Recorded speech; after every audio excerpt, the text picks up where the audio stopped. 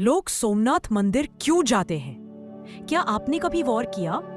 कुछ जगह सिर्फ देखने के लिए नहीं होती, वहां लोग टूटे मन लेकर जाते हैं और जुड़ा हुआ आत्मविश्वास लेकर लौटते हैं। सोमनाथ मंदिर उन्हीं जगहों में से एक है, पर सवाल यह है, लोग वहां सिर्फ भगवान को देखने जाते हैं या खुद को समझने?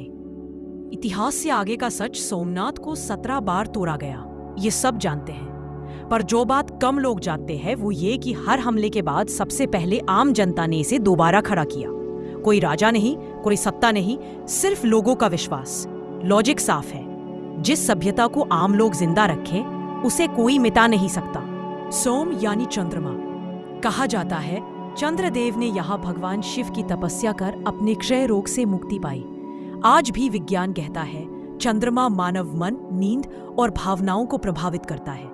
यानी सोमनाथ जाना सिर्फ पूजा नहीं बल्कि भावनात्मक संतुलन की खोज है। समुद्र, ऊर्जा और मनोविज्ञान। सोमनाथ मंदिर के सामने अनंत समुद्र है। छोटा होकर इंसान खुद को छोटा और समस्याओं को हल्का महसूस करता है। साइकोलॉजी कहती है जब मन विशालता देखता है तो अहंकार अपने आप टूटता है। इसीलिए लोग यहाँ आकर रोते भी हैं और हल्के भी हो जाते हैं। सोमनाथ का सबसे बड़ा संदेश, सोमनाथ कहता है अगर तुम बार बार गिर रहे हो तो इसका मतलब ये नहीं कि तुम कमजोर हो, मतलब ये है कि तुम्हें खड़े होना आता है।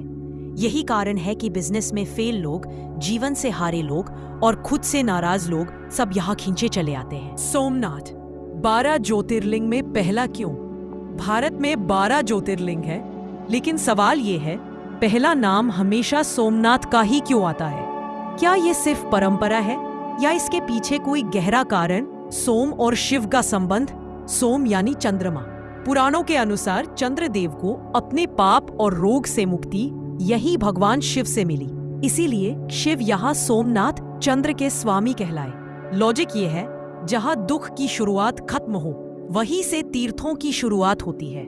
पहला ज्योतिर्लिंग होने का अर्थ, सोमनाथ पहला ज्योतिर्लिंग इसलिए नहीं कि ये सूची में ऊपर लिखा है, बल्कि इसलिए कि ये पुनर्जन्म और पुनर्निर्माण का प्रतीक है। शिव यहाँ नाश नहीं, नए आरंभ के देवता हैं। इसीलिए 12 ज्योतिर्लिंगों की यात्रा सोमनाथ से शुरू होती है, क्योंकि शुरुआत हमेशा वहीं से होती है जहाँ अंधकार समाप्त होता है। आधुनिक भारत का आत्मसम्मान। जब आजादी के बाद सोमनाथ का पुनर्निर्माण हुआ तो ये सिर्फ मंदिर नहीं बना, भारत का टूटा आत्मसम्मान फिर से खड़ा हुआ। सोमनाथ लोग मन्नत मांगने नहीं, संकल्प लेने जाते हैं।